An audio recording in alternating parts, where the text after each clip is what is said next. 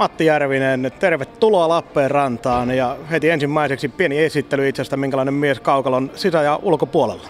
Kiitos. No pelaajatyyppinä ehkä semmoinen kahden suunnan sentteri, että onnistuu sekä puolustusvelvoitteet että hyökkäyssuuntaan pelaaminen molemmat sitten, että semmoista kokonaisvaltaista peliä pyrin pelaamaan.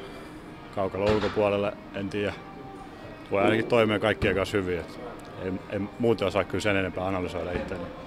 No sitä kysellään kauden mittaan sitten muilta. Minkälainen viime kausi oma henkilökohtaiselta tasolta oli? No se oli vähän vaikea kausi.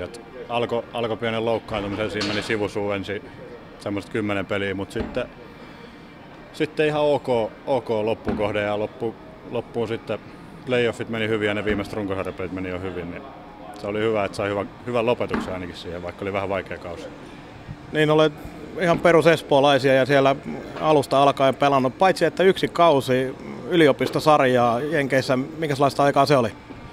No se oli opettavainen kausi, että ekan kerran muille maille lähti ja muutenkin poistuvat pääkaupunkiseudulta, niin se oli hyvä kokemus ja varsinkin jääkiekon osalta niin kausi meni hyvin ja näki vähän sitä kouluelämää sitten samalla ja sai pian tatsia siihen samalla, niin se oli tosi hyvä kausi. Mites tuolla Espoon suunnalla? Espoo kuitenkin näitä Suomen perinteisiä erittäin menestyneitä juniorikiekko-seuroja, niin kuinka vaikeaa siellä on murtautua sitten ihan huipputasolla? No kyllähän siellä kilpailu on kova ainakin, että sieltä joka vuosi A-junnuista nousee se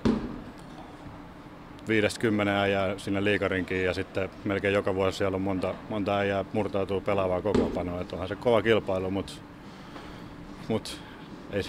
ei se auta sielläkään, kun painaa hommia ja uskoo omaan tekemiseen, niin kyllä se aina tuottaa tulosta jossain vaiheessa.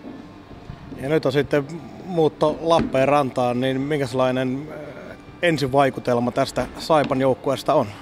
Hyvä vaikutelma, että hyvä niin kuin rento, mutta kumminkin tekemisen meininki ja fiilis vaikuttaa ihan hyvältä joukkueessa ja ihan mukavia äijiä ainakin kaikki, että ei siinä mitään.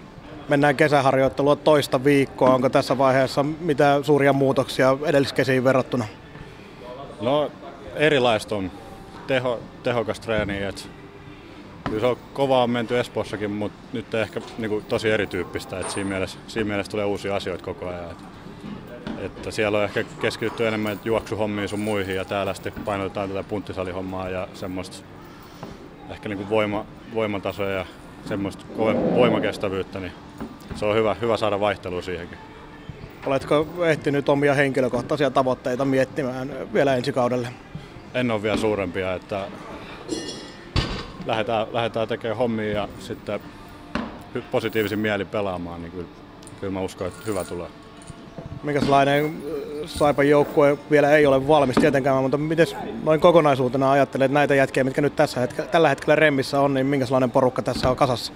Ihan hyvä oloinen porukka, että siellä on nuorta ja vähän kokeneempaa äijää ja sekoitus niin kuin monentyyppistä pelaajaa, niin siinä on hyvät rakennuspalikat kyllä.